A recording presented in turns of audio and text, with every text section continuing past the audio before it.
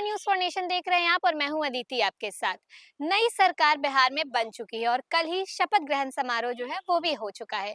लेकिन ऐसे में ही एक नीतीश सरकार में एक ऐसा मंत्रालय है जिसने हलचल मचा के रखी है सियासी गलियारों में। कहते हैं कि ये मंत्रालय जितना इम्पोर्टेंट है उतना ही अपशगुनी भी है। जी हाँ, लेकिन इसको बैड लक से क्यों जोड़ा जाता है, ये सब अभी हम आपको इस रिपोर्ट में बताएंगे कि क्यों इस मंत्रालय पे ऐसा कहा जाता है कि जितने भी नेता इस मंत्रालय की कुर्सी पर बैठते हैं उनको एंड में अपनी कुर्सी छोड़नी पड़ती है। चलिए आपको हम ये सब कुछ बताते हैं इस रिपोर्ट में। नीतीश कैबिनेट का अपशगुनी विभाग। देखिए, बिहार की नई सरकार का गठन हो चुका है। गुरुवार को सीएम नीतीश के साथ 26 अन्य ने मंत्री पद की शपथ ली। सीएम नीतीश रिकॉर्ड 10वीं बार सीएम पद की शपथ ली। वहीं सम्राट चौधरी और विजय सिन्हा ने दूसरी बार डिप्टी सीएम पद की शपथ ली।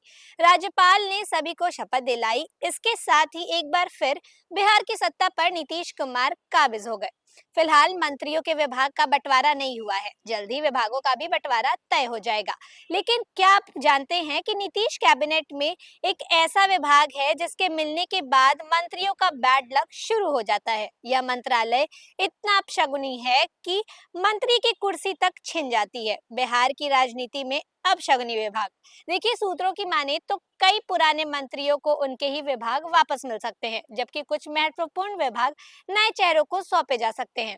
इसी बीच एक बार फिर उस विभाग की चर्चा जोर पकड़ रही है जिसे बिहार की राजनीति में अपशगुनी विभाग कहा जाता है। पिछले कई वर्षों में ये विभाग बिहार के विकास और उद्योग विस्तार की दृष्टि से सबसे अहम माना गया है।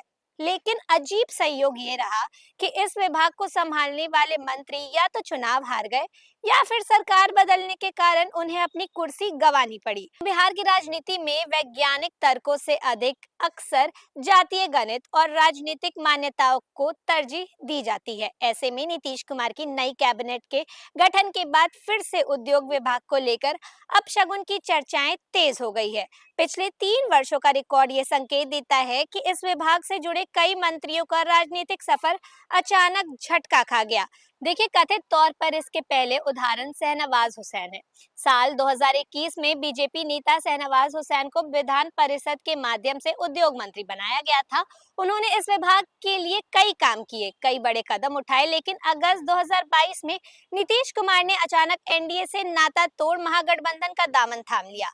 अचानक नीतीश कुमार के पलटी मारने से उनसे कुर्सी छिन गई। तब शहनवाज हुसैन ने एक बयान दिया था कि जिसकी चर्चा आज भी होती है। तब शहनवाज हुसैन ने कहा था कि वो प्लेन में चढ़े तो मंत्री थे, प्लेन से उतरे तो भूतपूर्व हो गए। कि वही महागठबंधन में शामिल होने के बाद नीतीश कुमार ने फिर से सरकार की गठन की ओर नई कैबिनेट बनी, जिसमें राजद के समीर महासेठ को उद्योग विभाग मिला। समीर महासेठ इस विभाग को संभाल ही रहे थे कि 2024 में सीएम नीतीश फिर पलटी मारकर एनडीए में शामिल हो गए, जिसके बाद समीर महासेठ की कुर्सी चली गई। समीर महासेठ की कुर्सी तो गई, साथ ही 2025 के चुनाव में वे मधुबनी से राष्ट्रीय लोक मोर्चा के उम्मीदवार माधव आनंद के साथ चुनाव भी हार गए। कथित तौर पर अपशगुनी विभाग का असर ऐसा रहा कि विधायक की कुर्सी भी समीर महासेठ से छिन गई। देखिए, एनडीए में वापसी के बाद 2024 में बीजेपी नेता डॉक्टर नीतीश मिश्रा को उद्योग मंत्रालय सौंपा गया।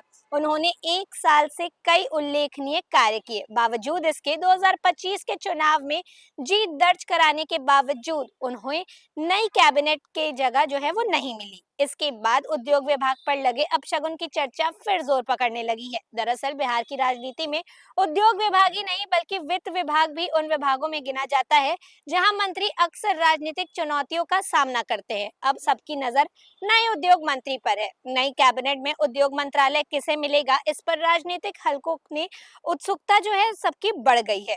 क्या नया उद्योग मंत्री इस अपशगुन का टैग जो है वो तोड़ पाएगा या ये सिलसिला आगे भी जारी रहेगा, यह आने वाले दिनों में तो साफ हो ही जाएगा।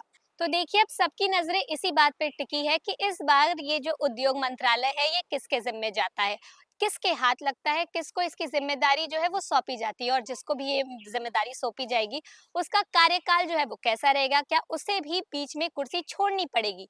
जो कुछ भी होता है हम आपको अपडेट करते रहेंगे। फिलहाल इस खबर में बस इतना ही। ऐसी तमाम जानकारियों के लिए बने रहे न्यूज फॉर नेशन के साथ। धन्यवाद।